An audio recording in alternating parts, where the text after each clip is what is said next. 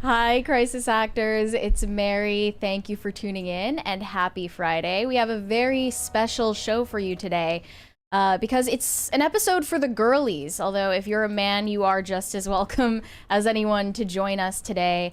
I decided that in Brett's absence, we would bring some real girl boss energy into the studio. So in case you missed it, Brett is out of town for this episode and then our upcoming Monday episode.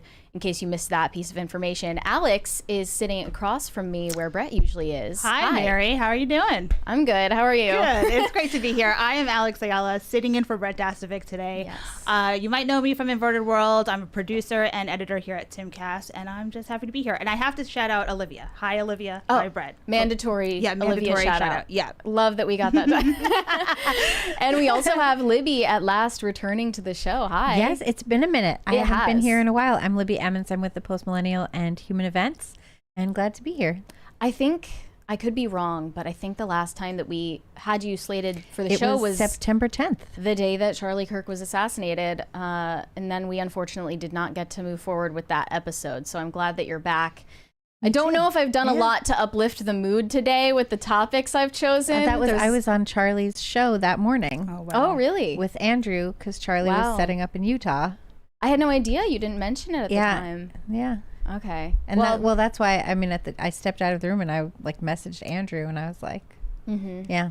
Anyway. Yeah. Well, I have chosen a lot of doom and gloom topics today, I must admit. I'm excited for a little doom and gloom. It is what it is with that me. really you know what to expect from Mary. Season. Yeah, so we're gonna have a lot to discuss today, and I'm really hoping that we make time for all of it because that was a problem for me last time. I don't like cutting things short when there's more to say, but we're first off going to talk about this new incredibly disturbing AI app called Two Way, which promises to bring back our dead loved ones and even historical figures from the dead so that we can talk to them in their avatars.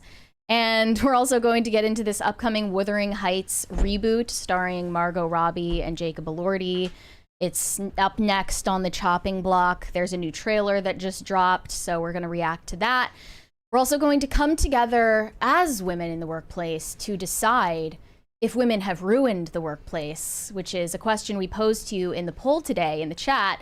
You can let us know what you think. Do you think women ruined the workplace? We're going to come together as a women's summit today and try to come up with the answer. And then we've also got a lot of predictions for Gen Beta, which is the next generation that just entered the world this year. I didn't even realize that it was this soon. And I kind of freaked out when I realized my kids are going to be Gen Beta because it's such a lame name. We have like micro generations. Yeah, they're really only lasting like 15 years at this point because of the pace of technology. And then lastly, hopefully we will get time to cover this. There's an actress named Shay Mitchell who has launched a luxury skincare brand for toddlers that has understandably caused a lot of controversy. You know, you have to make sure that your toddlers look young and like they have a facelift and Botox these days. So before we dive in, just a reminder that we are going to be getting to any super chats, $20 and over as soon as they're sent in case you want to chime in to any of our discussions. And this is usually when Brett asks everyone if they're ready, but I don't care if you're ready. So hey we're guys, just gonna are you dive ready? in. Yeah, we're ready. Okay. We're just gonna dive into the first topic.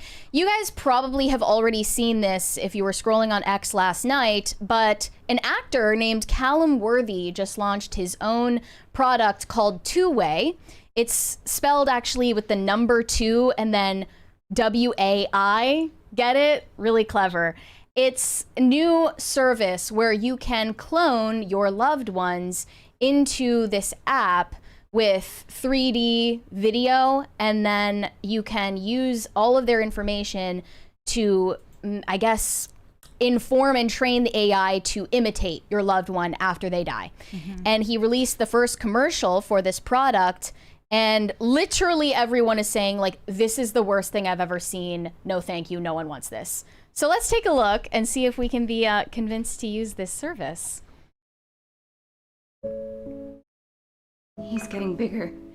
See? Oh, honey, that's wonderful. Kicking like crazy. He's listening. Put your hand on your tummy and hum to him. You used to love that. Just like when you're FaceTiming someone, you don't see their entire body, so that's a little weird. It feels like he's dancing in there. Oh, honey. Mom, would you tell Charlie that bedtime story you always used to tell me?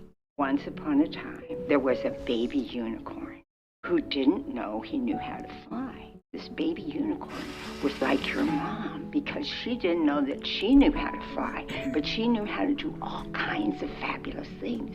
Hi, Grandma. Hey, Charlie. How was school today? It was really fun. I made this crazy shot in basketball. I don't really care that much about basketball. What about... Okay, bitch. That like literally sounded like my mom for a second. Who's gonna be a great grandmother? Oh, Charlie. That's Callum. Oh, congratulations. She says that he's been kicking a lot though.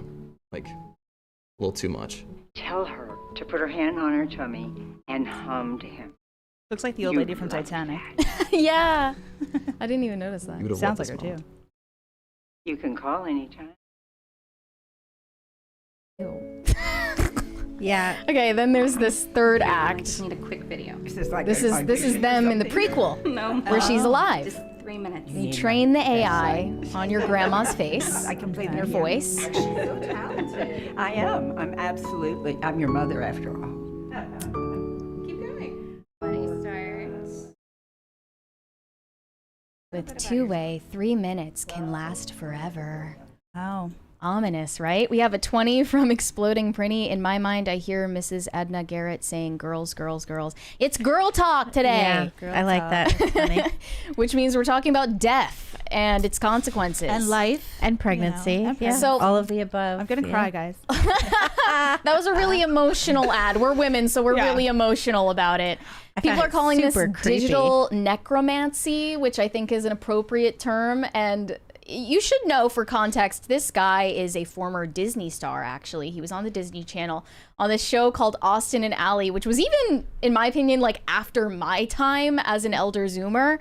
But that was his background. Now he's no longer acting, and this is his AI startup called Two Way. It does more than just what you saw advertised. There are other avatars that they have. It's being branded a social network. You can create your own AI avatar twin in the app. You can do it to yourself, or you can create a totally fictional character. You can talk to Callum Worthy, the founder, on the app, his AI avatar, and tons of all like anonymous astrologist is one of them named Celeste. That's one of the avatars. And then a life coach named Alara, Luca, a personal chef. Then you also have the historical figures that they have brought back on Two Way, including Shakespeare and King Henry VIII. And I don't think that they would like this very much if they knew this was happening to their image and likeness. I think the creepiest part about it is this insistence by all these AI companies, which it seems like we're going to have AI infused into our brains and our lives, whether we like it or not. Yeah. And the insistence by these companies that we establish emotional connections with artificial intelligence. Yeah. And I don't want to have a relationship with something fake. Like, it's already hard enough when you know fake people in your life. Like, that sucks. Right, I don't right. want a relationship with a fake person that I used to love. I Right? don't know. Here's Why where would I you am want with that? this is that, you know, I was just telling Mary, like, hadn't had a smartphone for like the longest time. And I was like, I'm never getting a smartphone.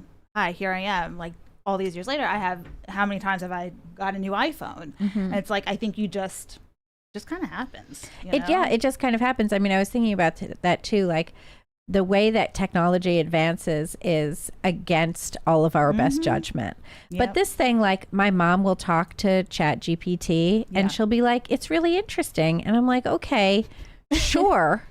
Well, what Like, is she it could talking be- to it about? I don't know, but it's like, sure, that could be interesting, but that doesn't make it something, it doesn't make it something real enough to put any investment into. I don't and think we have a so- choice, though. I don't know. It's I kind of like think, lean I think into of it or course not, you know? do have a choice. Like, you don't have to get this app. You don't have to, like, Sure, but you didn't have to get a smartphone, but Right. like, you kind of need one. right. And you that's know? the thing too. Like, when you have a smartphone, they're pushing a lot of AI technology into the phone, whether you want it or not. Yeah. Like the thing where Gmail finishes your sentences. Yeah. And like, even if you turn it off, somehow it comes back on mobile, even if you turned it off on your desktop. Why would it do that? You know? I think a lot of people are feeling like consumer attitudes don't matter anymore about literally anything, whether it's an AI product or service or not. And that's a really good point. Consumer attitudes don't matter. Like, you Yes. remember like a couple of years, I remember with college, college kids were like, finally, oh, we're the customer, so do what we want. And now consumer attitudes don't matter at all. It doesn't it's matter. not even really a consideration on a list of considerations at this point. And I have been taking notice of that recently because Gen Z like seems to have this intense nostalgia for eras in which we did not live. And they give these esoteric names to different aesthetics, which were largely created by corporations in the first place. So one of them is called Frutiger Aero.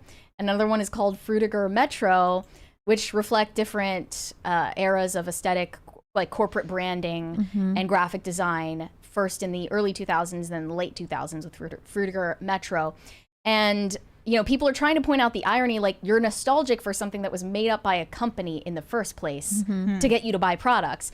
But they seem to misunderstand that's exactly why it's nostalgic, because as sad as it sounds, we miss when corporations were interested in pitching us something, selling us something that at least purportedly offered some sort of benefit to our lives.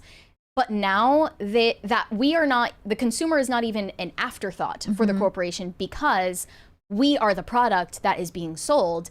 And it's so trite to say, but like when something is free, you are the product. Two-way is free, you are the product. And you are literally the data that they are buying to add value so that they can probably sell their own company off to another corporation. And we're not even part of the thought process and how they come up with these ideas anymore. Alex, I'm sorry to do this, but I just sent you a link to it's basically a use case of AI actors. Is someone face swapped Adam Driver in Marriage Story with this AI actor. Oh, I just saw this. And tried to say, like, look at how amazing the progress has been on AI actors. This is incredible. You can't tell it's AI. And I mean, you only need to look at the video to see how truly unimpressive it is. But take a look here. I never cheated on you. That was cheating on me. But there's so much I could have done. I was a director in my 20s who came from nothing and was suddenly on the cover of fucking Time Out New York. I was hot shit. Wow. He's not making any facial expressions, the AI actor.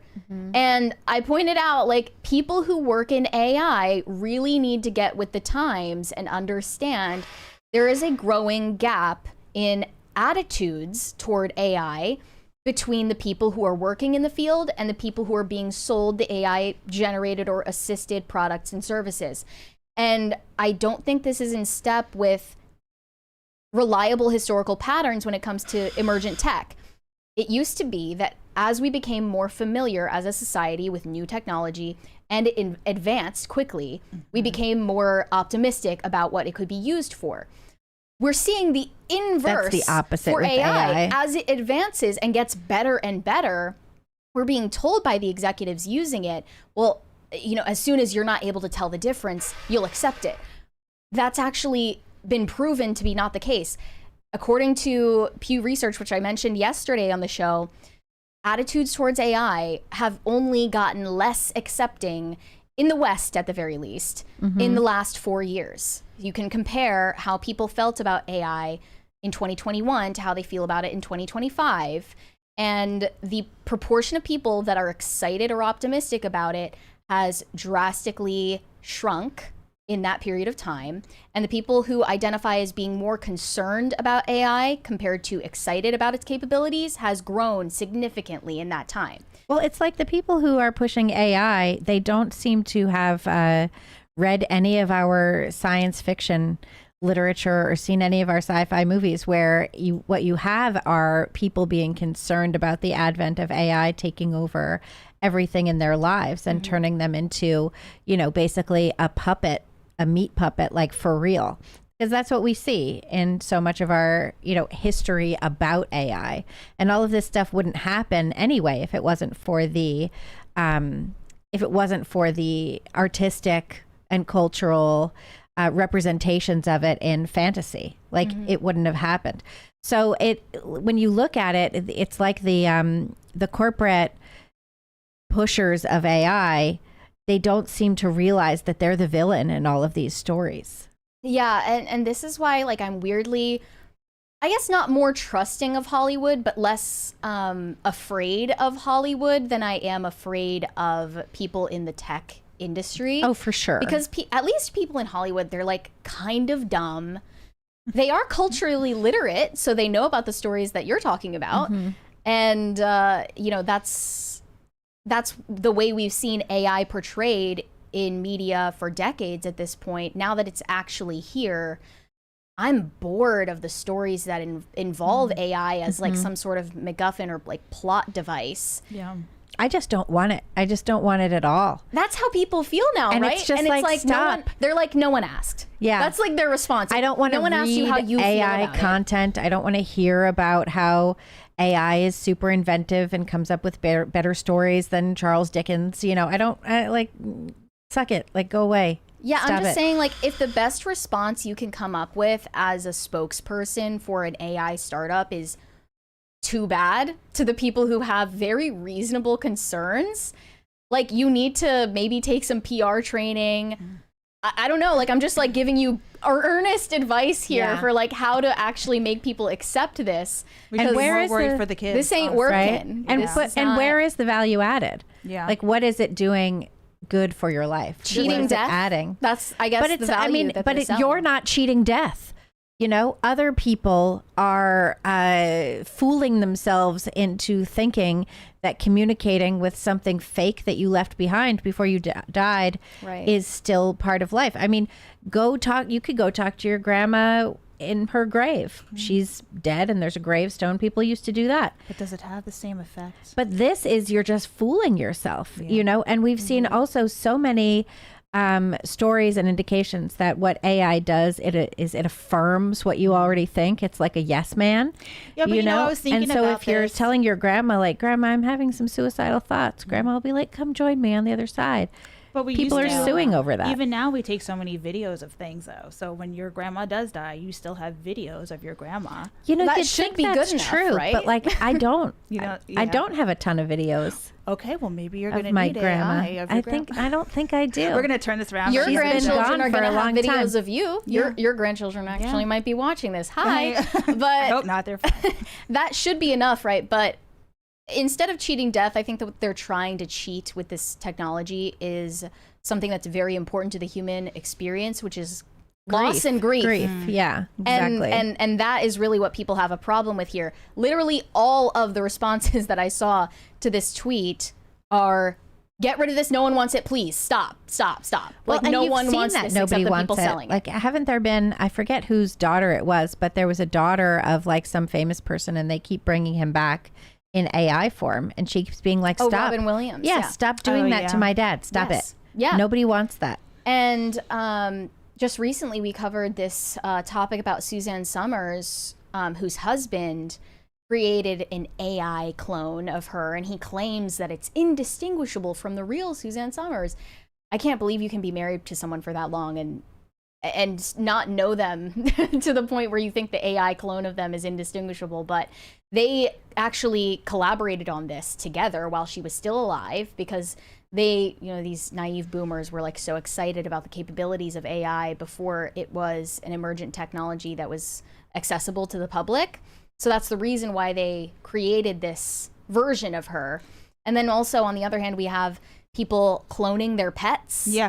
Wait, wasn't Kanye West one of the first people to do AI cloning? It was like Was Kim he? Kardashian's dad. It was like for her birthday. Oh, She had like yeah. a whole, like, it was like That's right. a hologram or something Of her Of dad? her, Of Of her father. dad. Yeah. That is so creepy. Like, Yeah. But the other thing that all of this does is it diminishes the amount of depth that is available in a human life.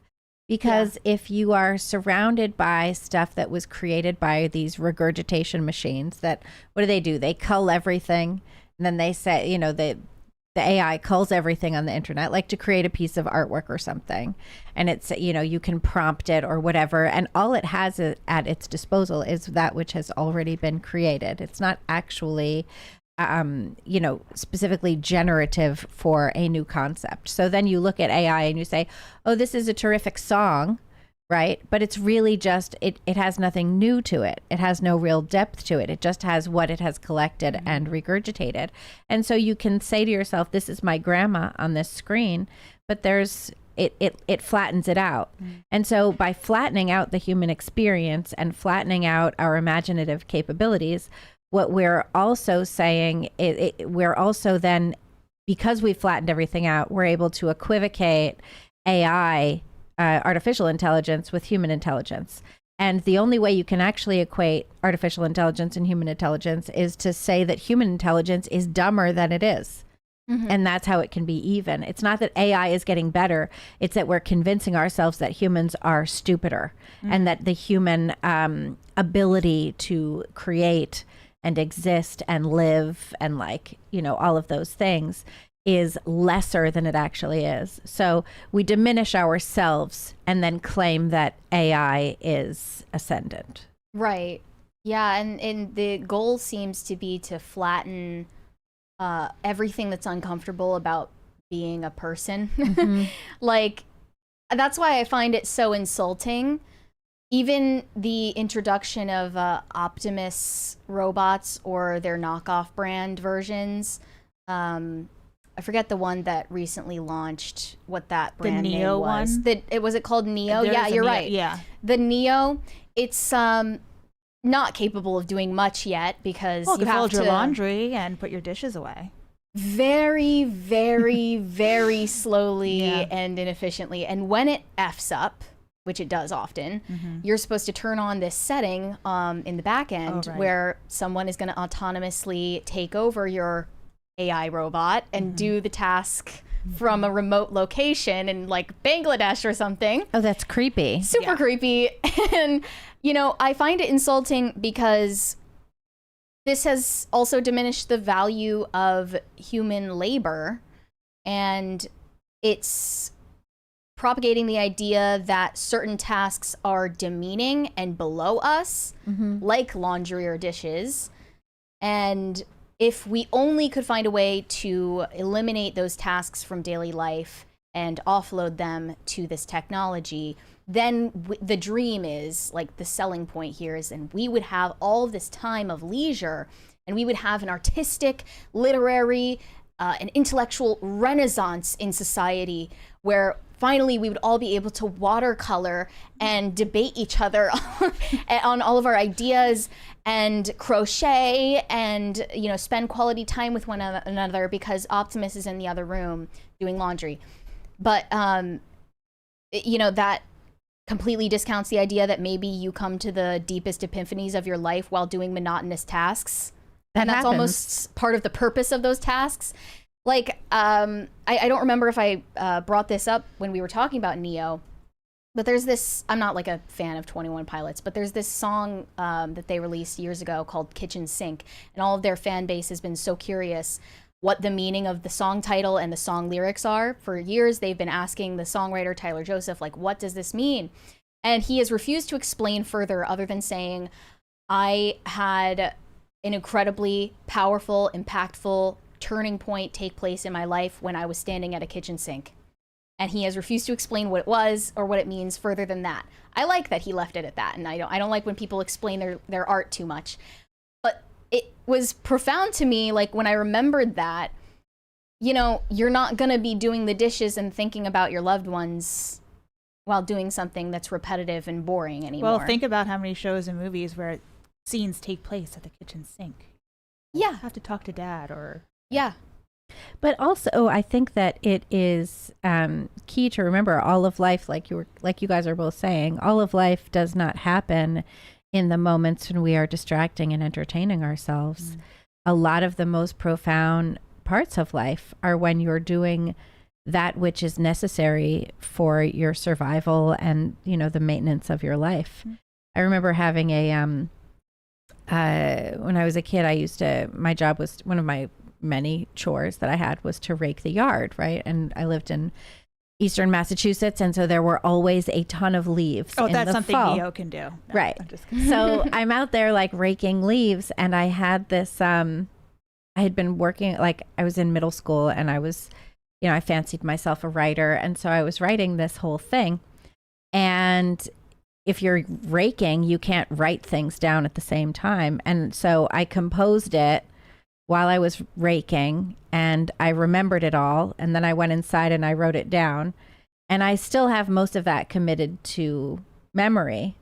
But you're not going to, if you're giving all of your tasks to the robot or whatever it is, and you're spending all of it so that you can spend more time watching AI generated movies, you're not going to have a very deep existence. Yeah. Although and I think that we should want a deep existence. I mean, one could argue though that if you have, you know, robots doing your tasks and your chores for you, you do have more time to be with your loved ones. But the thing is, But what end? What's been What are you guys proven doing? so far with Yeah. other technologies that automated these tasks, like a washing machine at the very most basic level, people didn't use that time to engage in deep thought or deep conversation or, you know, their hobbies even.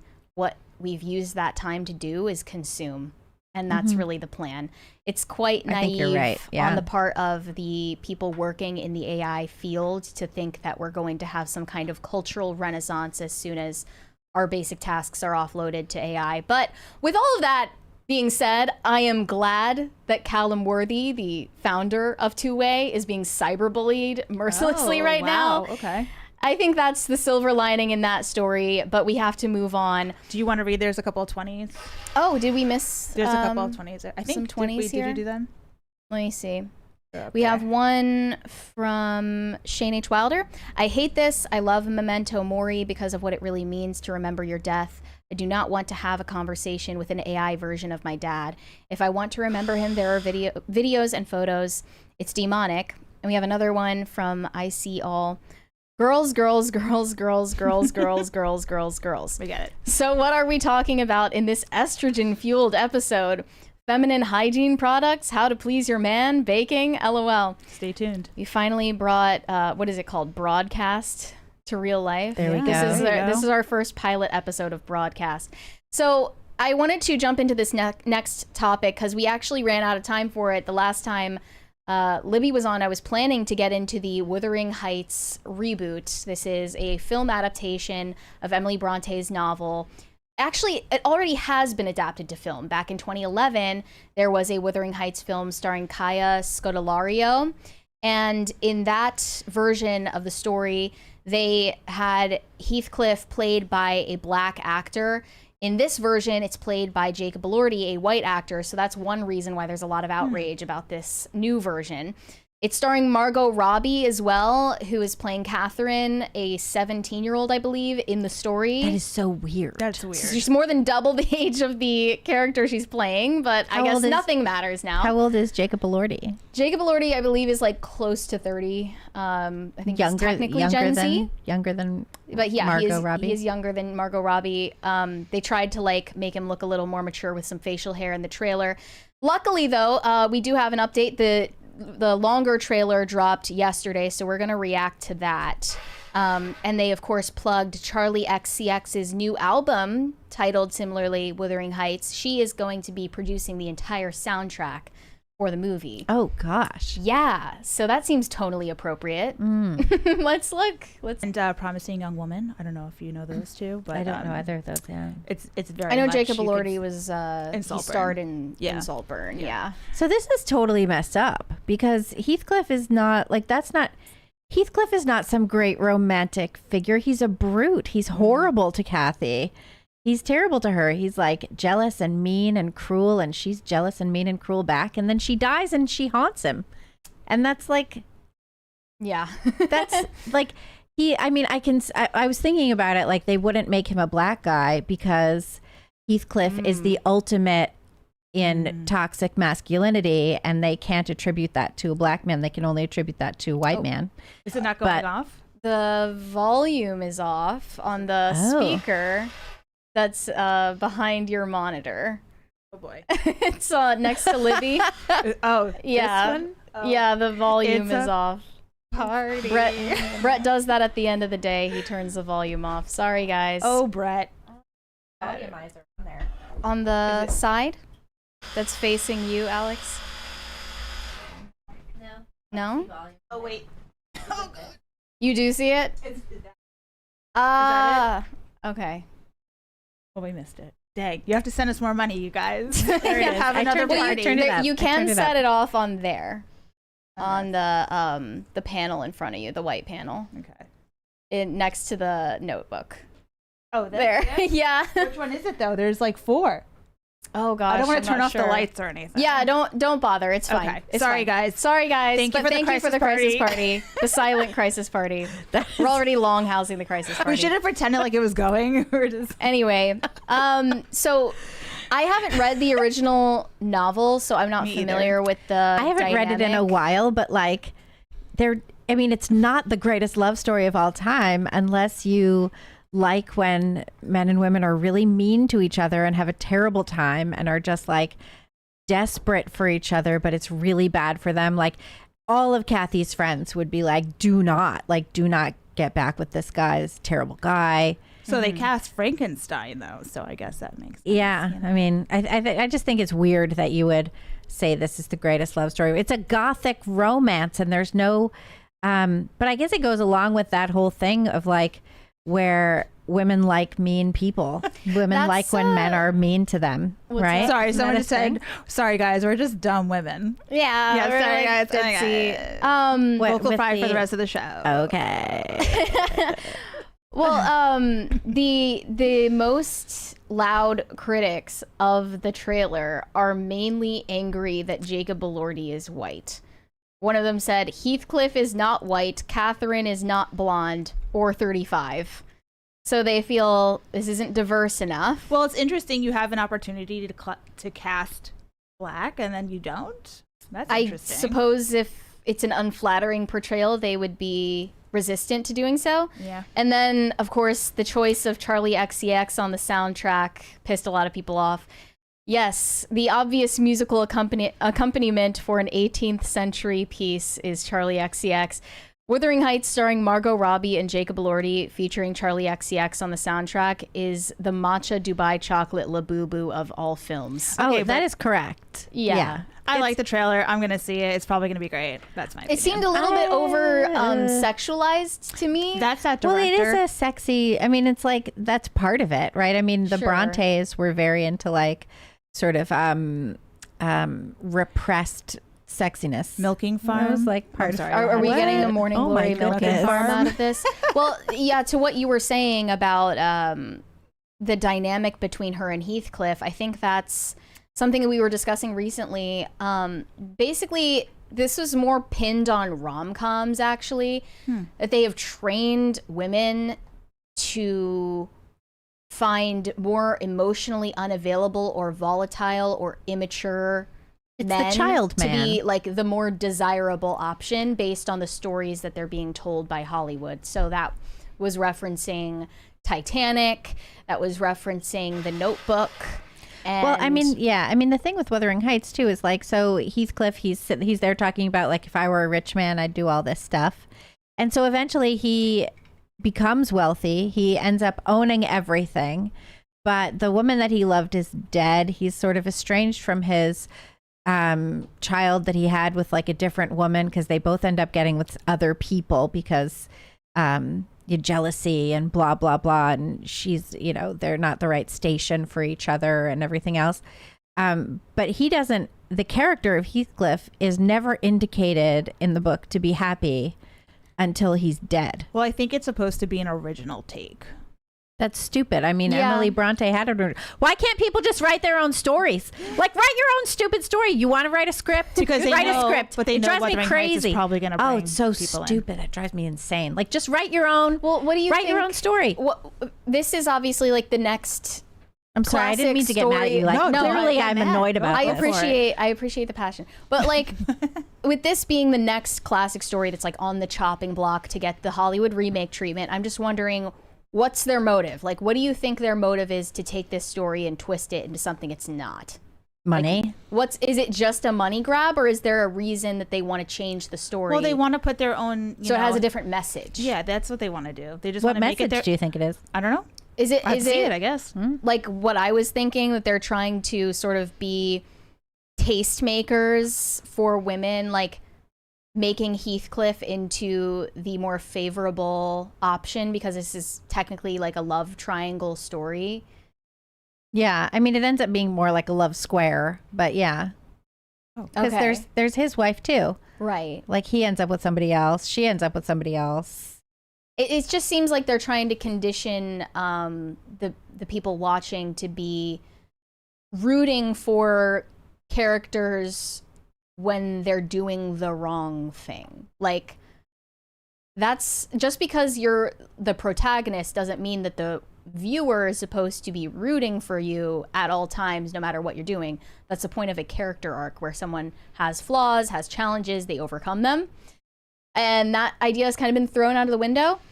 I also saw a parent recently make a video talking about Disney movies and how, like, this recurring theme in Disney movies for children is that disobeying your parents will save the world. And not only will it save the world, but at the end of the story, when you've disobeyed your parents and everything is a utopia and you get your happy ending, your parents will come crawling back to you, telling you how right you were to disobey them and how they're so sorry that they ever told you not to do whatever it was. It sounds like the millennial Gen Alpha relationship. Is it? Yeah. It sounds like that's kind of the message that's being told in both children's entertainment and adult entertainment at this point. So yeah, I guess we'll have to see how this ages.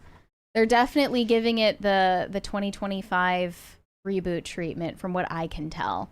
Mm-hmm. And both of these actors are quite overexposed, but how else would they get people to show up in theaters? Well, they're not doing great with that, right? I mean, I was hearing something about how, like, Halloween weekend was just so down. Hardly any movie attendance at all. It's been like one of the worst years for the box office. Although it's been like COVID excluded. I feel like it's been a really good year for movies, though. I just think for the quality of the movies, but not for like how they're performing in theaters. Exactly. Do people just not like going to the movies anymore? They don't want to spend the money. It's too expensive, and you're taking too much of a risk when most of the movies that are offered are derivative of IPs that you already like, so you can just watch that. Well, you can also rewatch whatever it is you like on streaming. You can watch it streaming like 2 weeks later anyway. Mm-hmm. Yeah, because they are out That's another pretty fast. problem. Yeah. Although I really do like Jacob Elordi.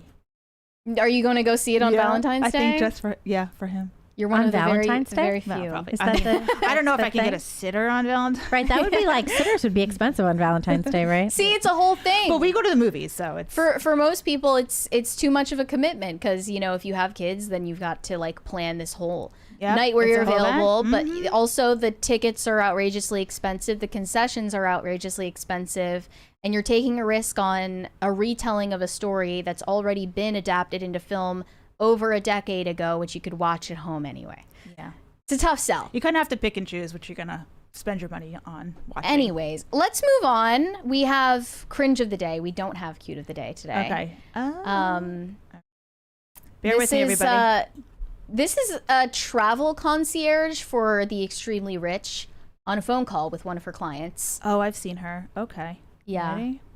Sure, I put it down. I'm allergic to certain limes from certain countries because of the pollination and the flowers that grow around it. So kind of, you know how like a wine has, if you're allergic to peaches and a wine might be grown close to peach trees. It's the same kind of thing. And people don't always, I'm receiving pushback, I think, because you don't always flare up. Like I don't have visible signs of allergies. Like my face isn't swollen. I don't have a rash. But I know intuitively, like I know that who's my body's recording her? rejecting certain limes. Whoever's driving. And it's not necessarily the citrus or the proteins or whatever it is in the lime. It's probably from the. So I really do need to know where they're sourced from. This is why AI will win. Like no one, not the chef can't even answer. The concierge says they don't.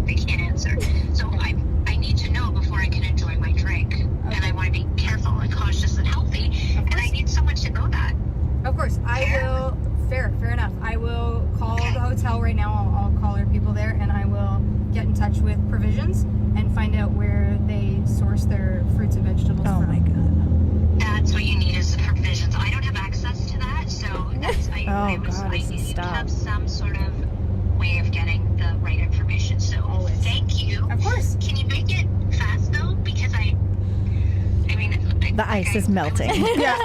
I'm sure. I don't have to wait till tomorrow. She's gonna need more tonic It's a too. little bit. I will make something happen. I'll be in touch in like an hour. Okay. In an hour. That's fantastic. Thank you. Okay. Thank you. Bye. No, Talk it's soon. not good Bye. enough.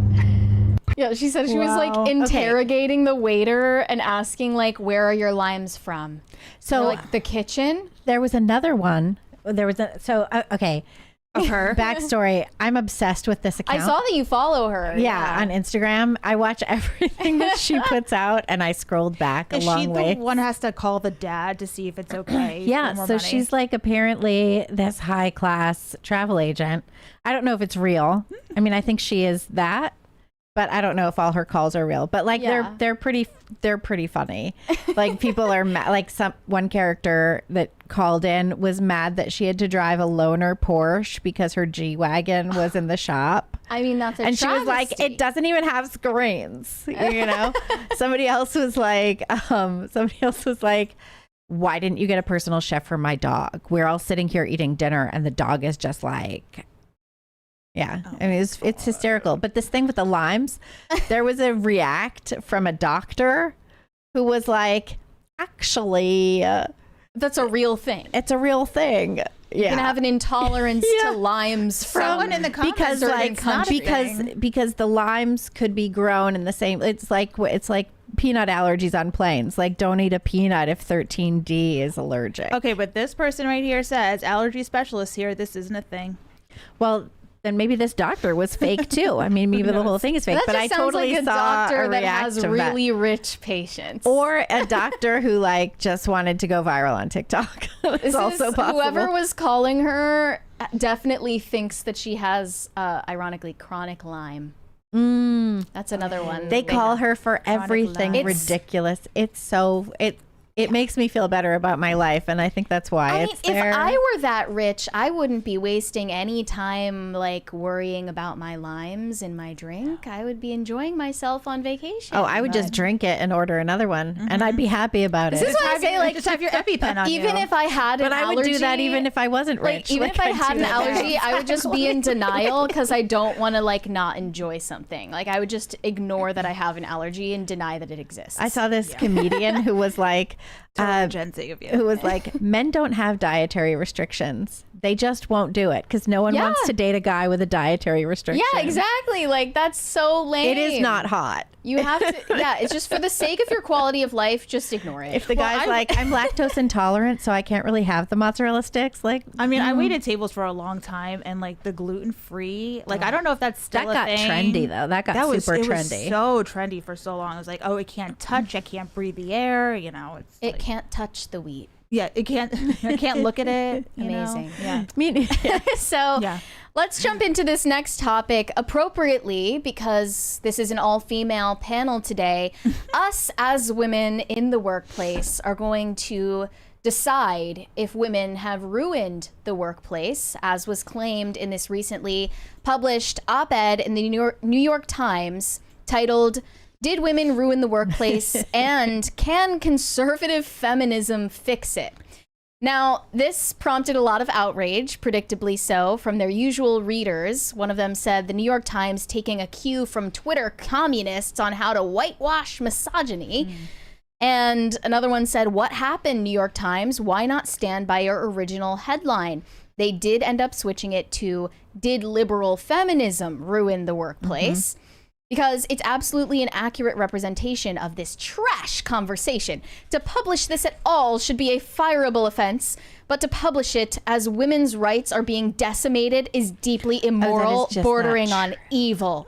So I mean, this response in and of itself entirely is what warrants a conversation about whether women are ruining the workplace, because this is the attitude that takes place in the workplace Well, these I think days. there are a lot of people in our comments saying we are proving that point. We today. are actively proving that women ruin the workplace. We're so terrible. So this is actually a transcript of a sort of debate that was being moderated by Ross Douthat. I don't know if I pronounced his name I'm correctly. pretty sure that's right. That was a debate between Helen Andrews and Leah Libresco-Sargent.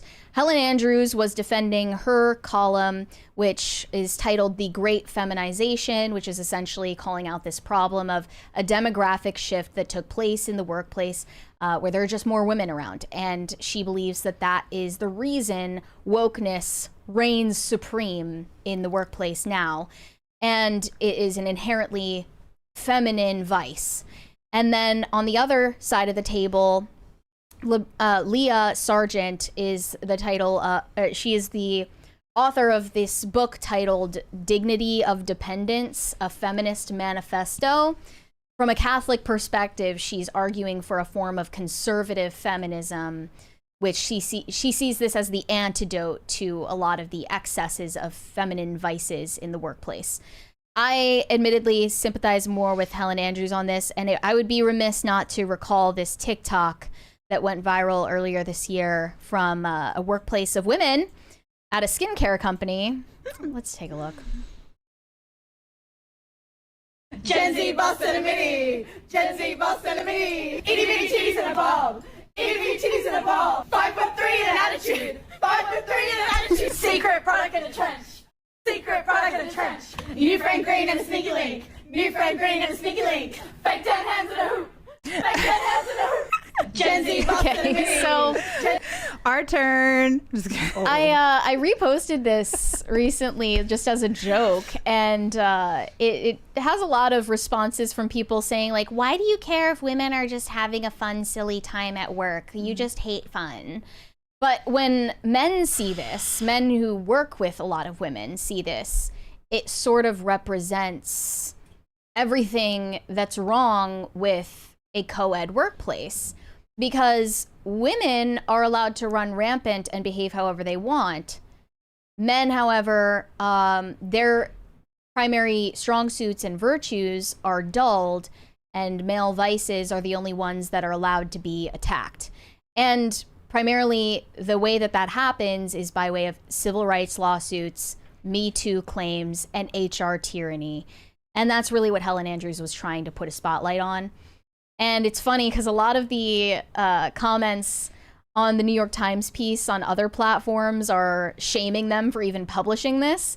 But on YouTube, where the majority of users, both viewers and YouTubers, are men, the comments were saying this was actually a very reasonable discussion and they're glad that it took place.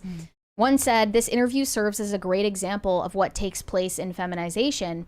They beat around the bush, and Leah made subtle attacks while smiling and speaking in a sweet tone. Helen, on the other hand, was avoiding saying anything that would trigger a negative response. She was tiptoeing around the real problems."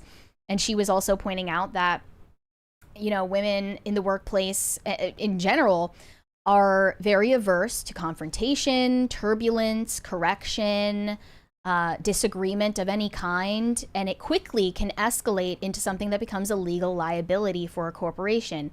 Hence why, out of fear, they had to feminize the workplace. So what's your take, ladies? What do you think? Did women ruin the workplace? If you had to give a yes or no answer. Well, my worst bosses, with the exception of one, were all women. But he was really bad. No, that's two. I've had some bad bosses, you guys. Both male and female? Yeah, both male and female. I think that there is a problem with feminization in the workplace, and it's that a lot of what happens is that the emotional reality of work gets in the way of just like getting your job done. So if you're just like straight and direct and calm, you know, you could be perceived of as not being considerate enough to the other people around you, you know, and that's a thing. I don't think we need cake on everybody's birthday. I definitely always found that annoying. You know, I think there was a lot of stuff in definitely some workplaces that I had that were majority women that were more difficult to handle, and I would always feel like I just needed to leave at lunch and just be like, oh my goodness, like make it stop. It's overbearing. There's more micromanaging. I think it just depends on the workplace, because we were talking before how like we just have an odd situation, like, you know, we're not working in a corporate situation. But I mean, I think women are, you know, they can be very efficient at their job, but they can also be very catty. I mean, think about like the industries where there are like mostly women. If you think of publishing, seems like a terrible place to work. PR is another. PR, also not-for-profits. Definitely. Like not-for-profits are rough. Yeah. And I think there's too many female teachers. And I think that for like young children, for high school, middle school, I think that women often will lend a more emotional atmosphere to things. And that I think sometimes that emotional stuff gets in the way, especially when you have a lot of women. I think it's also different too. I mean, obviously it depends on the woman, but like when you have a lot of single, unmarried, childless women who are in their 40s and they're not probably going to have kids at that point, they just sort of mother anything that's out there, and that can be a little much. Even something that doesn't need or want mothering. Yeah. Like another adult. Like another adult. Or these women that have like weasels as pets. Stop it. You know? Is this a growing problem? I don't know if it's a growing problem, but I've seen this on occasion. It's not necessary, you know? I don't know. I think there should also be more opportunity for women to be able to work, but also stay home if they want to, and, you know, be able to mix it up if they want, and it be easier to do both, you know. I think that totally depends on the industry. Right. That was something that Leah in the debate was definitely focusing on more. I think one of the primary differences between their perspectives on both sides of the debate is that Leah is trying to argue from a conservative perspective that liberal feminism has encouraged women to conform more to be like men so that they can be interchangeable with men, so that they can work with the same capacity and time that men are able to dedicate to their careers. And she thinks that has been a disservice to women, which I agree with, at least on the surface. But Helen Andrews, on the other hand, also coming from a conservative perspective, is saying, no, women in the workplace are not so much being encouraged to conform to male ideals, actually. They still are women at the end of the day, have all the same natural proclivities, strong suits, and weaknesses that women have. And actually what's happening is that the men in the workplace are the ones being forced to conform to female ideals and communication styles. So, like, there is a lot of talk on the right generally about how work, specifically like the 9-to-5 corporate life, is making women more masculine. But strangely, I actually think it's not doing that. It's making them more childish. And, you know, like that was reflected in a lot of the comments on my post about this, like calling it daycare, calling work daycare for women. Saying they're like 12-year-olds with credit cards, saying that they're basically incredibly emotionally immature and feed off of each other's own vices. And this is an environment where specific female vices, like their tendency to gossip, destroy reputation, ostracize, blacklist, and shame, are incentivized and not kept in check, whereas the general vices that men tend towards, like vulgarity, violence, and even sometimes sexual harassment, are those are the only vices that are actually reprimanded and ostracized from the workplace. Have you ever been sexually harassed in a workplace? I guess if I can't think of an instance, then no. I don't think so. Alex, have you ever been? I think that's a decreasing problem. Well, it definitely is, but the reported cases of sexual harassment continue to stay at the same level. Which I think is crazy. Like, I think there's a misunderstanding of what sexual harassment, like I've definitely been sexually harassed in a workplace, but like it was my manager literally grabbing me and like touching me and making weird comments. And I was like, this is a bit much. Yeah, like, okay, one thing that came up in their discussion was, I forget the guy's name, but there was a guy who worked at Google who released an internal memo with other people in the company about how perhaps the gender disparities that we see in STEM industries can be explained by our biological innate strong suits and proclivities and interests rather than explained by discrimination. And after he put out this internal memo, a woman in the company was able to use that as fodder for as evidence for a gender discrimination lawsuit. Yeah, she got him fired. And got him fired. It was a whole scandal. Yeah, it became like reason. national news. But that's kind of proving the point that Helen Andrews was making in this discussion, is that corporations or institutions cannot really be competitive, efficient, or seek truth if a feminized communication style reigns supreme. And I don't know if she even presented like a solution to this problem, because co-ed workplaces are just a feature of 21st century life that we're not going to reverse. But like, it would be nice to not deny reality. And I guess what I was encouraged to see is that this was published in the New York Times of all places, along with another op-ed that got published in late October titled "How Women Destroyed the West" by David French. And that's like strongly worded, but I'm glad that they're allowing some diversity of thought. And that's one of the main points that Helen Andrews was trying to make, is there's not really allowance for a diversity of thought or disagreement in a feminized workplace. And she was trying to point out that wokeness is not gone by any means, and people on the right need to stop saying that we defeated wokeness, because it really is just taken on a more covert disguise, and it's a feature of the demographic shift that has taken place in corporate America. Well, the other reason people think that wokeness is gone, like people on the right think wokeness is gone, is because they watch Fox News, they read conservative outlets, and they hang out on X. And there's been a liberal migration away from X. So we're not seeing the, wokeness in the public square anymore, because we're now just standing in different squares entirely. Yeah. But if you go over on Blue Sky, it's just as woke as ever. Or TikTok even. And even like just more vitriolic about it, more adamant, more stomping of feet, you know?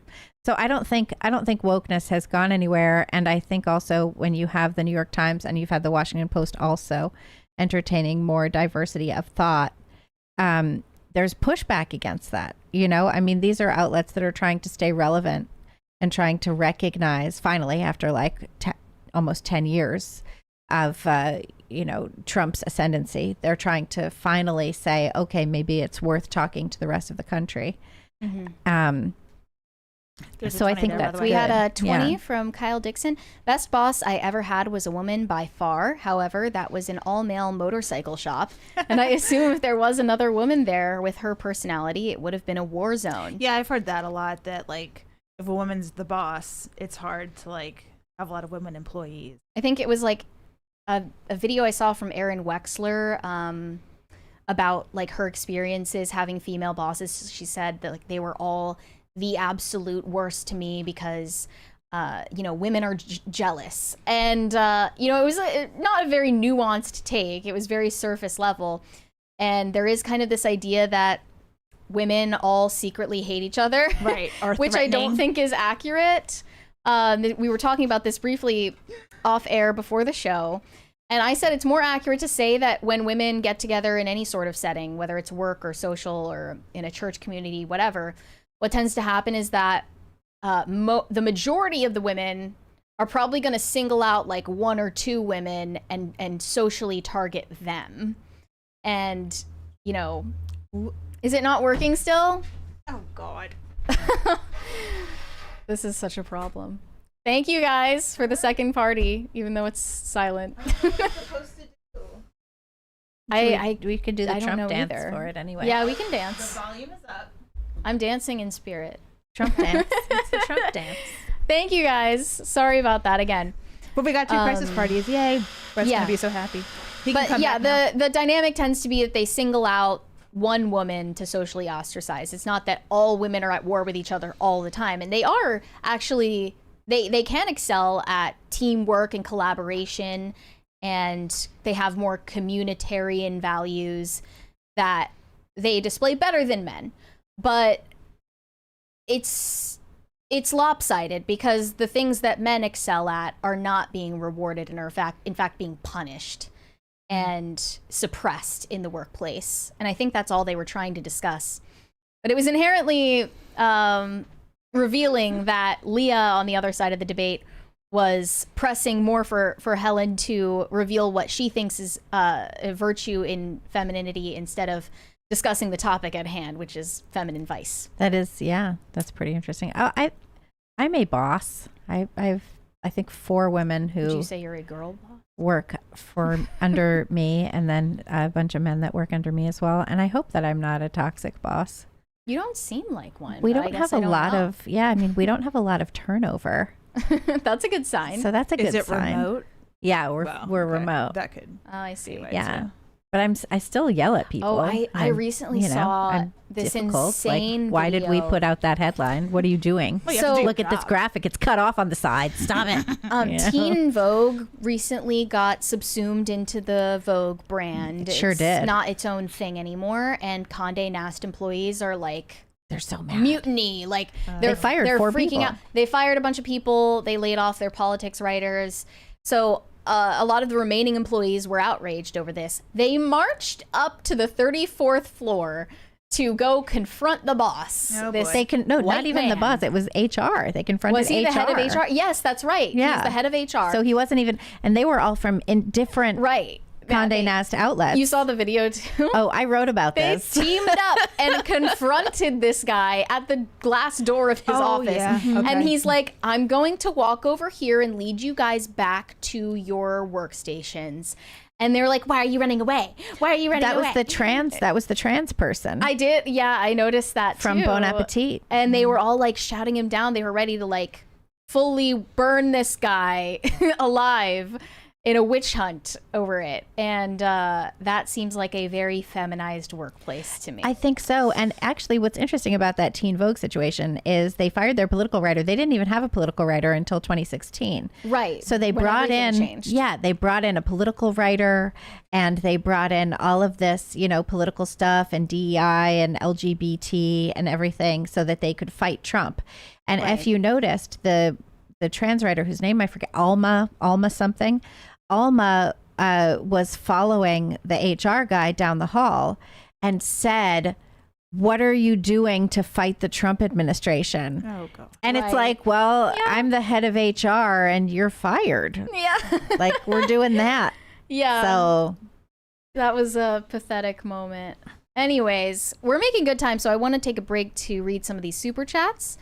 Shane H. Wilder said, Happy Female Friday, Mary, Alex, and Libby. I can't hate. We've had plenty of boys casts. That is true. We're making up for lost time. Well, speaking of the workplace, we do work at a boys' club. It is Said, a boys' club. although we do expect a sandwich Complete with by the end of the skate park. show. Are we? Are Wait, the three can- of us are there able to sandwiches? team up and make a sandwich together? I was actually thinking of going to That Wawa would be a after team this. building exercise. Carnell said, Mary, did you see the clip at the Wicked 2 premiere of the attempted assault on Ariana Grande? A crazed loon hopped the barricades and rushed her. Yes, I did see that. He's apparently famous for doing this. And what surprised me the most about it, honestly, is that he's a citizen in Singapore. And I thought that they punished petty crimes like that and even less severe with like corporal punishment. I wouldn't assume that he would just pay a fine and walk free, but that's apparently what's happening. He seems like an absolute nutcase. Greg Duvier said, girls, girls, girls, put a guy on. Let's go. We will on Rude. Monday. Just wait. Corey Anderson said estrogen cast. The estrogen is just flowing in this room. Brian Bledsoe said, I want to ask Henry VIII for marriage advice. Well, now you can. We have the technology. And he's just going to tell you to not only divorce her, but kill her. Shane H. Wilder said, I don't want no dang darn clankers. Agree. Well, neither do we, but yeah, apparently it doesn't matter what we want anymore. I don't think you can even buy a TV that isn't listening to you anymore. They're all smart TVs. And smart TVs listen to you. They do. And they all record you, too. Yeah, and you can't, like, turn it off. Built in. I bought a TV so long ago at this point, and I got the floor model because it was the only one that did not come with like listening capability. You can't turn it off now? You can't turn off the listening because it has to be available so that you can say, hey, TV, turn on.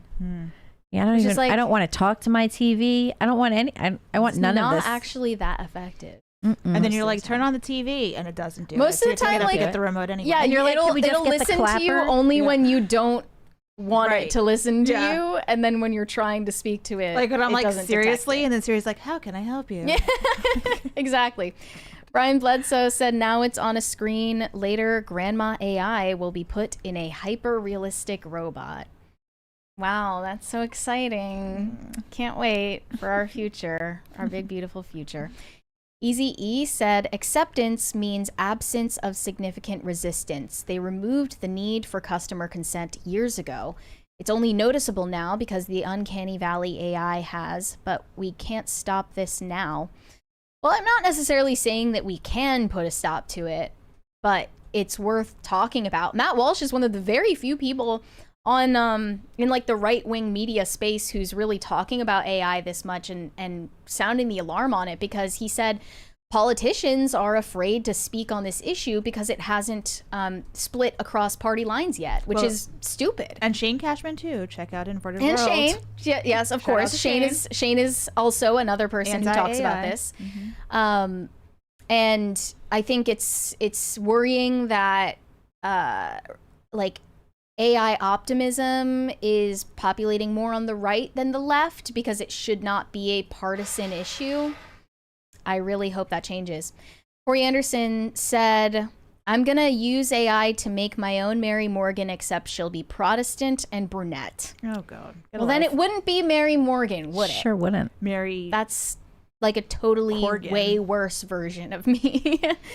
Corey Anderson said, I want Wuthering Heights starring Robert Pattinson and Kristen Stewart. No. It would be a love story for the ages. Are Pats and Stewart together again?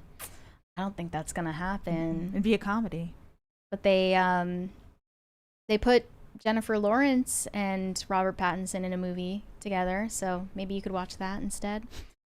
The mayor of Seriostown said, I always get confused when I see Margot Robbie and she isn't explaining subprime mortgages to me from a bathtub. It's been a while since that movie came out.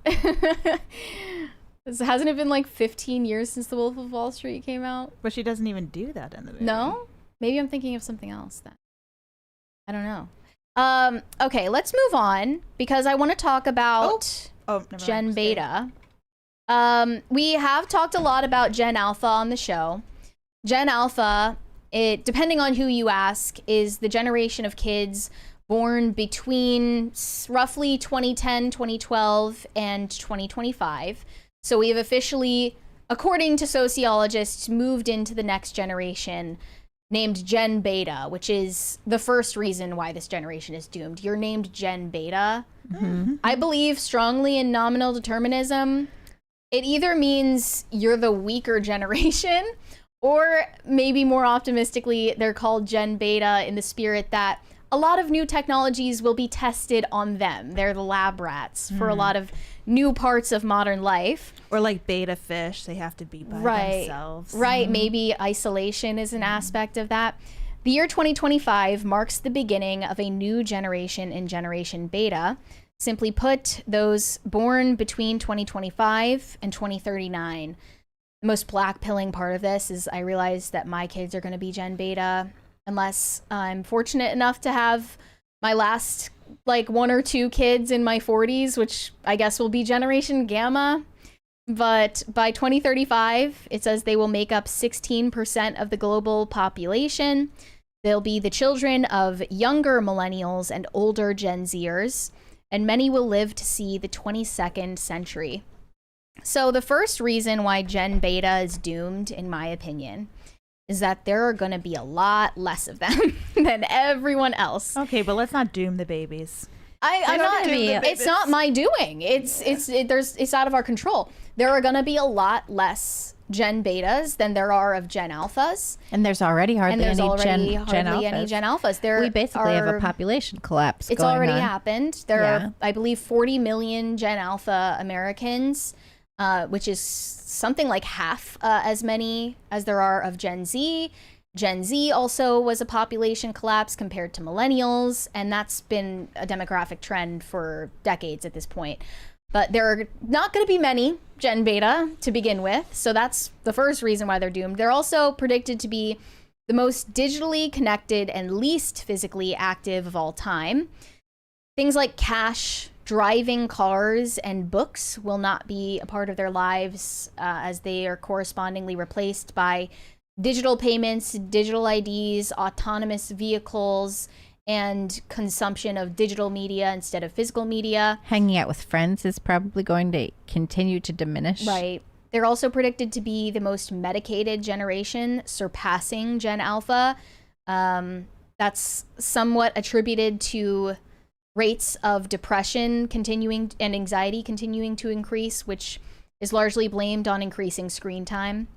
They're predicted to average 12 hours of screen time per day.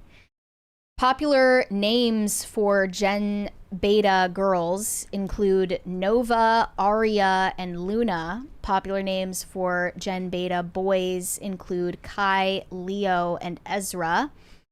A lot of names are influenced by pop culture, down to popular TikTok aesthetics, widening parents' circles of influence. The baby naming process has gotten so much more creative while also sticking to long-held rules.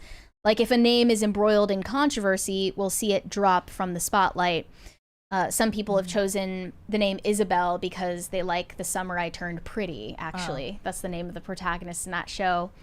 Or names like Rose and Jane rising in popularity have been credited to Beyonce's Cowboy Carter songs. So yeah, the names are not looking good for this generation. They're also going to be the most recorded generation in history. They're expected to experience less feelings of nostalgia because all of their memories are going to be captured in detail and comprehensively and stored online. And smaller attention spans are, I mean, that's already happening with Gen Alpha, but they're going to be shrinking more. They're going to have less capacity for storing memory. That's expected because they are going to rely on AI and large language models to recall both general facts about the world, but also facts about themselves, like personal information, phone numbers, creepy. addresses, and even their own names. That's very creepy. They're going to rely on AI for information about their own lives. Yeah, and the oldest Gen Beta right now, for context, is just shy of a year old. So I want to show this video on Instagram from a woman who works in childcare, having compared kids from 10 to 15 years ago to kids today. She's echoing these sentiments that a lot of them don't even know their own name. Why? Which is really worrying. Why don't they know their own name? They're either not being addressed by their parents very often, or they're being called nicknames oftentimes, or pet names. They have less interaction with adults. Primarily, that's the reason. So let's take a look I've here. owned and operated a daycare center and taught 4-year-old preschool for 20 years. Okay. And I had a lady ask me today if I had seen a difference in kids today and the kids 10, 15 years ago. Well, yes, ma'am, I have. I'm going to tell you 10, 15 years ago, we were sending kids to school reading. Kindergartners were going in reading. They knew their sight words, okay? They knew a quarter, dime, a nickel, a penny, and they knew the difference and the amount of it, okay? They could hold scissors. They could hold pencils. They could color inside the lines. They knew how to write their names correctly with uppercase and all lowercase. They could recognize their names. They recognized letters, uppercase, lowercase, and numbers. Today's kids, they can't hold scissors. They can't cut and rip paper. They have no clue and no consistency with any chore. They can't focus. But I know one thing they do know. They know how to operate a phone. They know how to turn an iPad on. They know how to put a password in, and they can play games on the iPad. But they don't recognize their own name. Is anyone else seeing this? And you know, the worst part is a lot of the comments were saying, let kids be kids. They'll catch up. It's fine. No, it's not fine. You don't really catch up. It's really not fine. There's definitely things where you don't. They're saying it's not that the kids have changed, the parents have. Look, it's proven that certain developmental stages are crucial and cannot be skipped, and they cannot be delayed. Everything here should be incredibly alarming to the adult generation. My understanding is that Gen Alpha is being called the iPad baby generation, and she is talking about Gen Alpha in this clip. But if we're talking about Gen Beta, who have just barely opened their eyes at this point, it's looking like the hardware of the technology that they will use and become accustomed to in their lives is going to change significantly, and it's not going to be tablets anymore. There have been significant jumps in like not just software, but the hardware that we interact with on a daily basis. Touchscreens is a huge part of that, and that's what Gen Alpha has grown up with. But maybe what Gen Beta is going to grow up with is something where you interface with it with spoken word and not tactile sensations. So that's worrying. Did you see the clip with Elon Musk on Joe Rogan recently? It was like maybe a week or so ago. So Elon Musk was talking about how, you know, in just a couple of years, you're not going to have phones anymore. Yes. That phones will just be a vehicle for your AI, and that everything you do will be just you connecting and talking to the AI. And of course, with Neuralink, that could just be in your head. So we could just end up being blobs of meaningless machine, like body machines that don't know anything, where everything is integrated with something external to us, so that we have no native information or awareness. And that is a very creepy consideration. It's like WALL-E meets Idiocracy, just all rolled into one. Meets Gattaca, meets like The Matrix, meets literally every other horrifying sci-fi story we're familiar with. Yeah. And you wonder, like, how would human beings climb out of that hole? There's this great story. It was a short novel from E.M. Forrester, and it was like 1918 or something. I always get the year wrong, but it's something like that. And it's called The Machine Stops. And it's E.M. Forrester wrote this before there was a phone, before there was a smartphone, before televisions, before any of this stuff. And it's almost like he must have had a time travel device. So the earth has been polluted, and nobody can live on the surface of the earth anymore. And everybody lives underground in these chambers. Everybody has their own. Everyone lives by themselves. Everyone has like a studio apartment.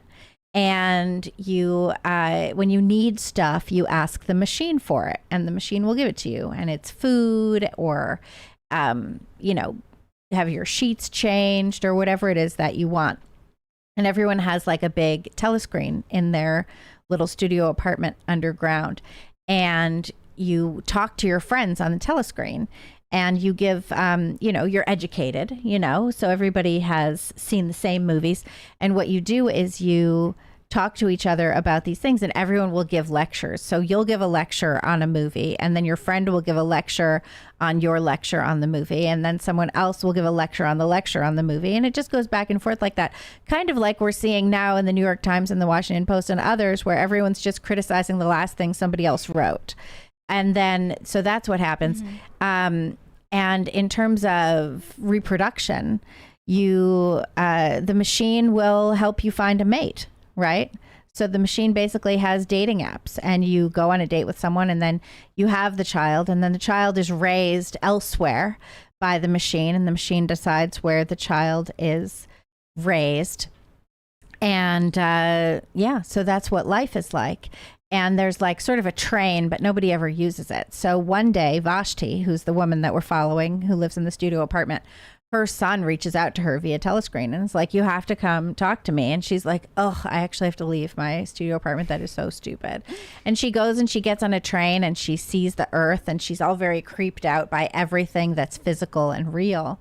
She goes to find her son, and he's like, I have to be on the surface. I can't do this anymore. I can't live like this. And she's like, what is the matter with you? But then it actually turns out that the machine breaks down, right? The collapse of complex systems. And he manages to get to the surface, but he can't breathe the air. And so he dies. And so that's the story. But it's worth the read anyway, even though I just gave it away, because the ending is not really the point. The point is that this was written in 1918. Wow. And it is exactly, when you look at it, this is what's going on in our society now. And it kind of loops back to what we were talking about at the beginning of the show. This is being done to us, whether we want it or not. It's just being done to us. And I recently had this thought where, you know how you always look back in history and you're like, oh, why didn't the people say anything before the Nazis? Why didn't anybody resist? Why wasn't there any resistance? Why did these societies just let this happen to them? And then you realize that people were there and they were screaming their bloody heads off. Right. They were screaming at the top of their lungs, in Mao's China. They were screaming at Stalin, at everybody else, probably at Pharaoh, and like nothing, it just didn't matter. Like, you can scream as loud as you want and they're still just going to cut your head off and then tell you to like it. Mm-hmm. Whether can it even be stopped? I mean, Elon Musk is out there talking about it can't be stopped, and the potential next president of the United States is like super in bed with tech anyway. It's like, how long before you just get chipped and you don't get to access your own brain and you don't get to store your own information natively, and like all of your thoughts are just outsourced to cloud computing, and we're transhuman by default just when we're born. Yeah, that does seem to be what professionals in the tech space see as the new frontier for technology, is the human body. Mm-hmm. And I think that Gen Beta, appropriately named, is going to be the testing ground for that. Not that most of them will have a choice in the matter.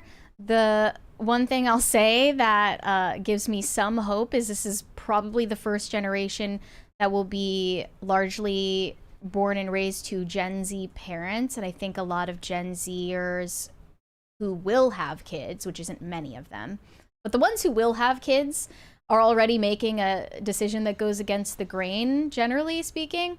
And I think that they have ambitions to parent their children in a way that resists basically, fostering them out to the technology that's being introduced to us currently. Like, I think a lot of Zoomers with ambitions of starting their own families recognize what is happening, and at least in their own small way want to resist allowing their children to be a part of that. And the biggest privilege that you can have as a Gen Beta, member of society, is having parents who protected you.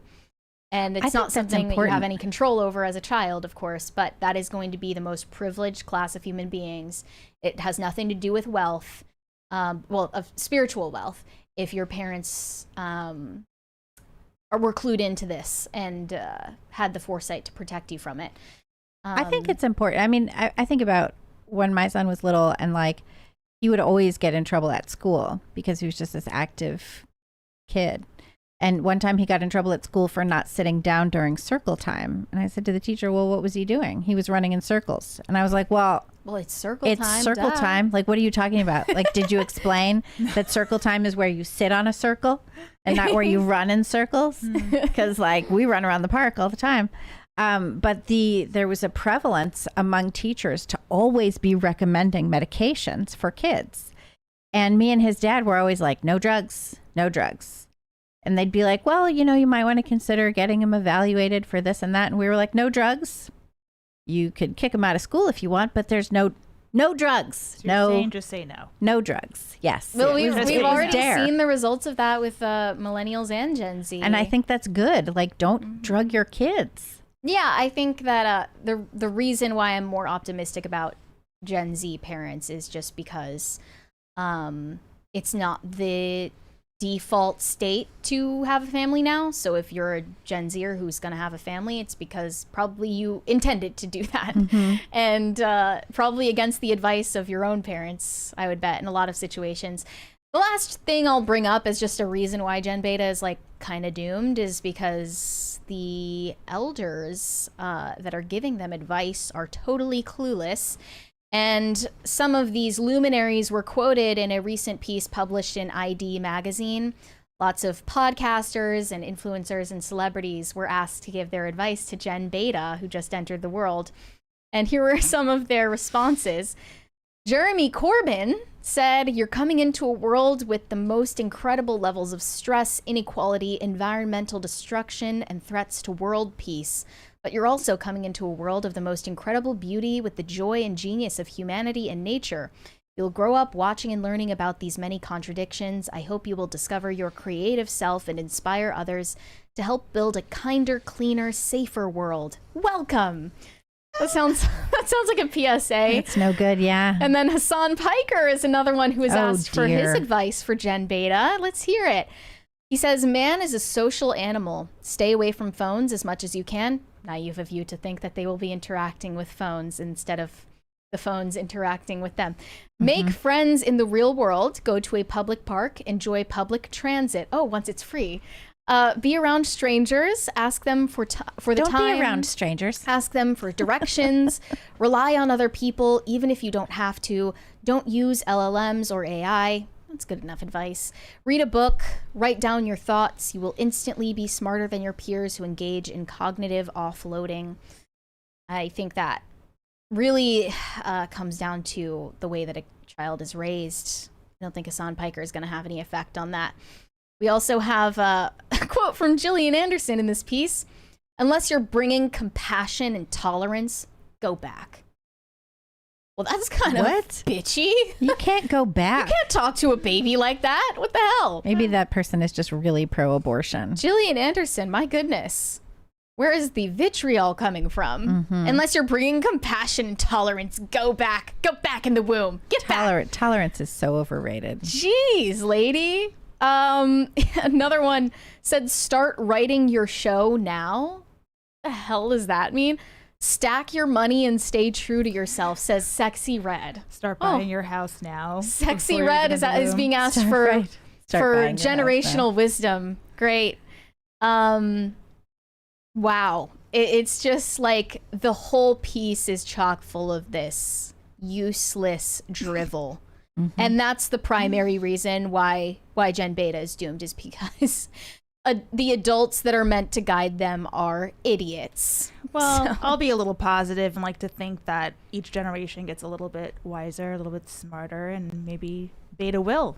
They'll be able to adapt better. I hope I eat my words saying all of this. I hope so too. Let's take a quick break for some super chats, though. Alejandro Reyes said, "I, for one, liked IP Man." What does that mean? Is that a movie or something?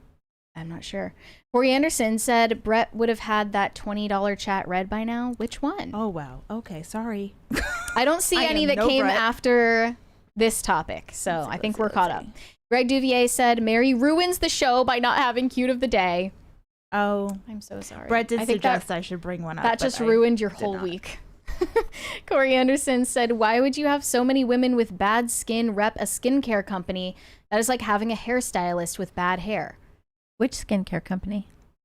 Skincare. There's a lot of hairstylists with bad hair. Well, since you bring it up, we should actually just jump into the next topic, which is about a skincare company. So there's this actress named Shay Mitchell who's kind of washed up and irrelevant, but she was on a Pretty Little Liars, I believe. She has this new side hustle that she has announced to the world. She just launched a luxury high-end skincare brand for children. It's for ages 3 and up. So if you're a mom of a toddler and you want to find out a way to make your toddler look even younger, this brand is for you. It's called Rinny Skincare. And Alex, could you go to the website for Rinny and just show us this picture? Oh, God. This is terrifying. This right here, you're looking at 4-year-old Patrick Bateman. Why would this be the first image you show people on your website? This is terrifying. And this is all Korean skincare. Here are some of the products that they offer. They have a hydrating hydrogel face mask, an after sun hydrogel face mask, which I guess presumes that you're not going to protect your children from sunburns in the first place. You're going to have products for after they get the sunburns. No, it's both. You do the both. I think it's been pretty definitively proven that most mass marketed sheet masks that you place over your face are just total BS. They have no proven positive effect. It's just something that you take a selfie in. And they're shaped like a bunch of animals. Like they have the unicorn one, the panda one, trying to make it appeal to the kids. And there's Shay Mitchell there, like promoting it. She said that this is the new frontier for skincare. This is really important that we have formulas that are fun, safe, and for young skin. Forget about Sephora tweens. Have you heard about Sephora toddlers? Apparently Shay Mitchell has. She announced that she's entering another market by launching a skincare brand for children. Rinny, a name derived from a Korean word for child, calls itself a new kid-first brand where skincare and play meet innovation, according to its press release. Mitchell's longtime friends and parents are also founders for the company. In an interview with Elle, the CEO, who also owns a luggage brand, by the way, she's branched out, said the idea struck when she couldn't figure out how to remove her daughter's face paint after dance camp. We're paper toweling her face with water to try to get it off. I don't know what was in the paint, but it stayed on. That stuff was really, really strong. And the author says, I would imagine micellar water might have helped, but apparently the incident inspired Mitchell to create a brand for kids ages 3 and up. They dived further into the inspiration for the brand in a video on Instagram, saying they're always wanting to do things that mommy is doing. And then Atlas, her child, one day was like, wait, where's mine? And I tried to find her a sheet mask online, and the ingredients in these masks are crazy. They actually shouldn't be used for kids at all. Well, maybe that's a sign that there shouldn't be a brand for kids to use abrasive skincare. Yeah, kids need moisturizer and stuff. Like kids need. We sunscreen. had all of that. We need a good. We sunscreen. had that covered, I think. But yeah, I don't see why you need like super high end stuff. This seems like the kind of stuff that travel influencer would sell to her clients and make sure that they had on hand in a welcome basket at their suite at the Ritz-Carlton in Dubai. You know, that's the level of this. It does seem like a little bit of overkill. They actually just launched in Sephora last month, I believe, a skincare brand that was founded by a 13-year-old girl. Mm-hmm. And the origin story is hilarious. She founded this company called Yes Day. Her name is Coco Granderson. Of course. She said, I was on a long plane trip from Dubai to LA, and my uncle was asking me, do you want to start a fashion line? And I was like, no, I want to do a skincare line. And she said, well, she was more enthusiastic about fashion when she was younger. Oh, when she was 13, younger. by the way. Right. Skincare was the new big deal.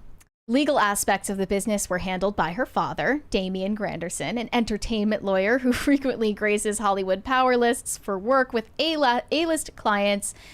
Get your 10%. Yeah, he said it's been great to have Coco see what I do on a day-to-day basis for my clients, for her to learn about what intellectual property is, trademarks, and what an actual limited liability company is.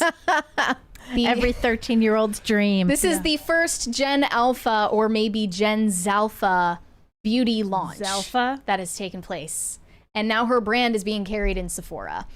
And this is targeting the prior mentioned Sephora tween demographic. There are sometimes prepubescent children running around adult beauty and skincare stores with their parents' credit cards, buying high-end products that are not for them because they're consuming content from adult influencers that are selling them these products. They were like obsessed with buying abrasive products from Drunk Elephant, which is one of these skincare brands. You know, when you're 12, like, maybe don't worry about getting wrinkles yet. Yeah, you don't need the abrasive stuff when you're 12. I think a lot of times the abrasive stuff for adults and for everybody is really overdone. I don't think you really need that very much. I mean, like they sell you on these chemical peels that you're supposed to do like 3 times a week. No, thank you. I'm like, less on the face, the better. Right? Like, I'm worried to put so much stuff on my face. I've been like, I mean, I've been like obsessively moisturizing since I was like 18. And so like I still sort of am obsessed with that, but like that's a good thing. Not the abrasive. Not the abrasive. Not chemical peels. No, none of that stuff. I'm sorry. But they did discontinue my favorite moisturizer, and I'm still am sad. I bought a ton of it, and I'm almost out of it. La Roche-Posay. Well, the new thing is beef tallow, right? I can't get into that. It's not my. That's gonna make a lot of people angry, but I just cannot get over a 13-year-old girl saying, "So I was on this flight from Dubai to LA with my uncle, and he was just asking me like, do you want to start a fashion line?" Yeah, like let's not have 13-year-old CEOs selling us products for society's new generation of children. And you know, the conversation that scrutinizes the beauty industry is so often bogged down by basically leftist bias, which is that, you know, beauty doesn't exist and we shouldn't care about looking good because that's a capitalist ideal and it comes from the patriarchy, etc. The conversation is kind of drowned out by people like that, when the crucial point at the core of it all is that, you know, it's not really a problem that stems from patriarchy or systemic oppression or anything. It is truly the parents' responsibility, what ideas they instill in their children about self-esteem, body image, beauty, and what is appropriate for them at the appropriate age. And that's the failure of the parents who are the target demographic for products like this. And it's also sad that it seems the primary way to market anything these days is stirring up controversy instead of convincing someone in the traditional edutainment way, look at this product and what it could do to improve your quality of life. Or even toward like your don't aspirational. You hate this? Talk about it. Or argue about it on social media. It makes me money. Like, that's the tone of the conversation, and I'm so fatigued with it. So yeah, Shay Mitchell effed up, in my opinion. I don't think that this is a good business model. Like, you could just do drumming up anything controversy with your money, and that's what you've decided. Well, but there's, I think, I mean, is it possible that there's a whole class of rich people who just don't know what to do with their cash at all? They have to complain about the limes in their beverages. They have to say that their kids don't have enough skincare products. Meanwhile, like, kids' Neutrogena is where it's at, you know? I used, what was that, Proactive in middle school, which was probably really bad for my skin. But, you know, you live and you learn. And that's what kids don't do anymore. That's why everyone's freaked out by how grown up these tweens look. Because they're exposed to content from adult women, you know, doing makeup tutorials and skincare rituals online and showing their audience all of this. And you don't have the opportunity to get the character growth of an awkward phase anymore. Like, that doesn't exist. Did you ever see Did you ever see the yearbook photos from people in like the 1970s? Ever seen some, these? But what are you referring to? They all look like they're 35 years old. Because the big hair and the hair, the mustaches, but even to a certain extent, the skincare, like the women's makeup, mustaches, or the women's mustaches. Oh, okay. Yeah. But the men have like full mustaches. They just all look much older. Yeah, you know.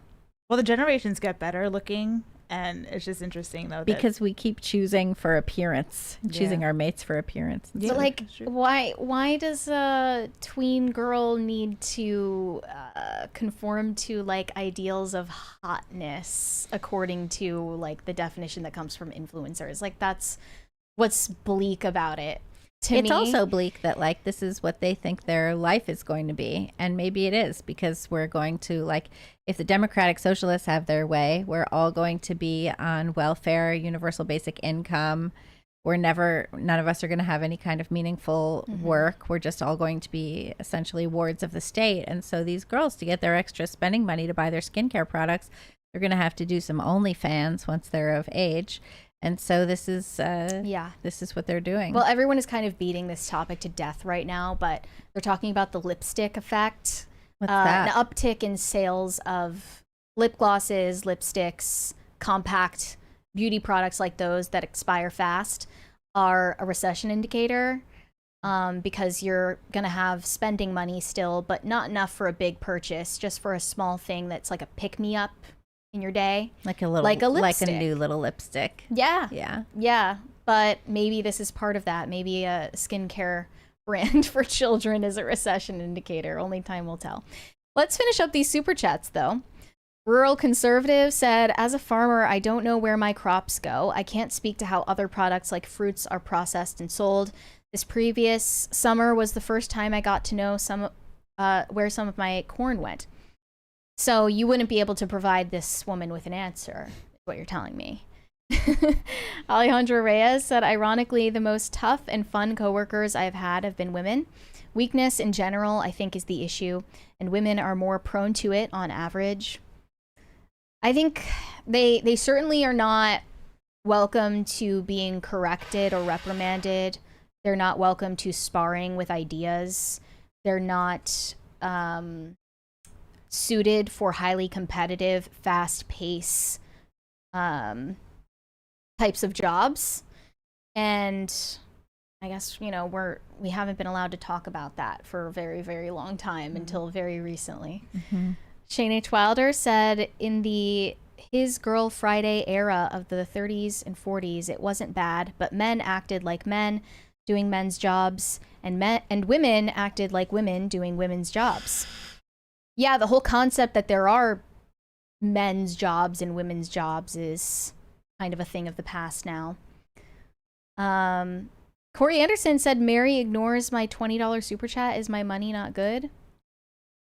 I don't know. I think I did get to it. Oh, I see it now. It's how come when Libby said, if I were a rich man, my mind went straight to Fiddler on the Roof? In other Because mine did too. He said, the bottom of my paws smell like corn chips. Feet, I meant feet, obviously don't have paws. LOL, no paws here. Yesterday, Brett was showing me these new Doritos that don't have any dyes in them. They're called Naked Doritos. Is this like a Maha thing? Like a corn chip? It is a Maha thing, and it's the same exact product. It's just not orange. It's like pale yellow. Is it delicious? They say it tastes the same. It's like Skinny Pop. But I was confused at first because it's NKD for Naked Doritos. And I was like, wait a minute. Isn't this going to be really bad for their brand? Because if it's the same price as the normal Doritos, why would you buy the poisony ones? Then why would anyone buy the orange Doritos? Well, yeah, why would you buy Skinny Pop if you could just buy regular popcorn? Because the goal of selling the normal Doritos is that no one is consciously thinking about the fact that they're dyed orange. So it shouldn't be at the forefront of their minds when they're buying and eating them. By introducing the Naked Doritos, you just reminded everyone that you're dyeing the normal ones. So that seems like a bad move in the long run. Hopefully they just get rid of the orange Doritos and everyone eats the ones that don't have orange dye, I guess. But you're not going to have Cheeto fingers anymore. I have liked this thing where they're like Cheeto getting rid of the dyes and stuff. I like that. I mean, I don't buy this stuff anyway. Like, so no, I don't. It doesn't really matter, but I like what that does it taste the same? It probably does not at all. Really? No, it's supposed to because the dye has nothing to do with the flavor. It's just for. So then why weren't they always doing it? It's just for branding, basically. they dye the foods to make them like appeal more to your like primal lizard brain as something that's appetizing. They were also some trying to put pictures. petroleum in everything, and a lot of these dyes are like petroleum based. Mm-hmm. You know, Food scientists They're are actually more money. sociopaths. They are. are they? By $2. Why? They're more money that These they have less greedy crap in them, and so they're more money. That's with insane. less. It literally costs the same amount, if not less. That's to like when you make. buy like the baked cheese doodles, and they're more Well, money. then That for is nuts. It makes me wonder if they're cheese putting rolls. something else in there. Well, it's because they know that the Maha people are It's willing to the- pay a premium for a more healthy snack. That's Well, why and- they're doing it. Yeah, and we've been conditioned to pay more for healthier. Right. So if it was the same price, we wouldn't trust It's it. like their way of saying organic. Yes, Right. yes. Exactly. Well, that pisses me off. Yeah, that is stupid. Okay, Robert Delera said, if you ladies do make a sandwich together, can you send it to Ariana Grande? She really needs it. Oh, she does need a sandwich. Yeah, she needs a Someone whole lot needs more her, than a like, sandwich. A Wawa gift card. I think she needs like rehab and intervention. She needs to go to the Ho clinic. You think it's The like a whole Ho drug clinic. thing, or you think she's just like hooked No. on not eating? No, I was just saying that because Candace Owens had this like viral clip where she was saying that Ariana Grande needs to be checked into the Ho clinic because she has stage 4 Ho disease. She has this Ho proclivity for stealing men who are in relationships. Oh, I saw something about that. That was Yeah. weird. Like, why are you going after the married fellas? Yeah. Because it's some women think that it like gives them this extra sense of validation that, you know, I was the one But was it the that was only guy, chosen. the one that she's with now, or she's done it multiple She's times? done it multiple times. Oh. I think Big Sean was one of her other public relationships that started when he was in a relationship. And then she made this song called Break Up With Your Girlfriend, I'm Bored, which doesn't help. And Oh, wow. the guy that she's currently with is an actor who played SpongeBob on Broadway, and he was married with a newborn baby. Oh, what a bitch. When they started working together on Wow. Wicked, and struck up a romance. So that's who Ariana Grande is. She's wicked, huh? She feeds Wow. off of the souls of the innocent That's instead a of food. suck monster. Mhm. Wow. Terrible person. Yeah. So she needs way more than a sandwich. She needs to be scared straight. Callan Shaw Indie Games said, I think Gen B started earlier. My 2-year-old never saw a masked adult, has no trauma to share with yeah. Gen Alpha. No real difference than my Gen Bravo 8-month-old. I think you meant Beta, but maybe generation raised on Bravo. That is an interesting component that was not mentioned, is like the effect of growing up in the middle of the COVID era for Gen Alphas. Some of Gen Alphas, not all of them. I think that really stunted a lot of them, not seeing facial expressions, not seeing, you know, their own mother's mouths like forming words in real time to learn how to speak. Like, I know the speech pathologists were just like breaking it in at that point. Well, also why they can't recognize their names or read a book, you know. That's what Or she was play by saying about how they themselves. can't hold scissors, they can't rip paper, they can't color in the lines. That's a motor skills delay. And that's something that teachers are talking about across the board, that they don't have a lot of core strength. They don't have motor skills at the level that they should when they enter school. A lot of them aren't potty trained either. And most of the parents who were asked say that they think their child is school ready at that point, because they're totally oblivious and think that it's the government's job to raise their kids. Well, and the government is making it the government's job Exactly. to raise their kids. So why wouldn't they think that? The you new know? mayor of Seattle is a socialist who's pro fully funded government health, child care, and of course New York City is going to be a disaster. It's fascinating too how like the answer is never to create an economy where parents can raise their own kids, you know, where like one of the parents could stay home if they so choose. The goal is always to get the children into the government's hands quicker than before. Apologies to Pop Culture Junkie. This was your 20 earlier. The penultimate example of a solution for which there was no problem. Kind of sick, actually. That's referring to the two-way app. Yeah. Yeah, that is a solution that didn't have a problem. It's the problem of suffering, which is actually something that enriches our lives. Brian Bledsoe said Jen Beta will be living in Wall-E World. That is such a good movie, by the way. Yeah. It is good. One of the very last great Disney movies is Wall-E. Was it Disney? I thought it was just Pixar before it was. I think they did own teamed Pixar up. by then. But yeah, that one is a great movie. It's a good movie. And very heartwarming.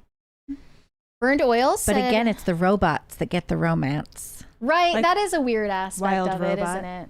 The Wild Robot. Disney. I did not see Wild That's a Robot, really but that good was movie, really though. popular, wasn't it? Burned Oil said, glad Mary isn't calling everyone a racist like Haley Williams has been of late. She's been fully brainwashed by the woke machine. She's a mess. Yeah, we did talk about her recently because she performed this song on Jimmy Fallon. What was it called? I forget what the title of the song was, but it was basically all about how she hates people in the South and they're so racist and Christians are so evil. And yeah, it's just weird coming from someone who grew up in that environment and like that's your family that you're writing about and trashing. She's kind of lost it. But I think it has less to do with politics and more to do with her not coping with her divorce. Sadly, I think that kind of sent her into a tailspin mentally. Brian Bledsoe said Glenn Beck announced recently that he is launching some sort of history AI called The Torch. Well, it's a little different. So Glenn Beck went out and he bought a ton of founding documents. He bought like a bunch of documents. And so the AI basically has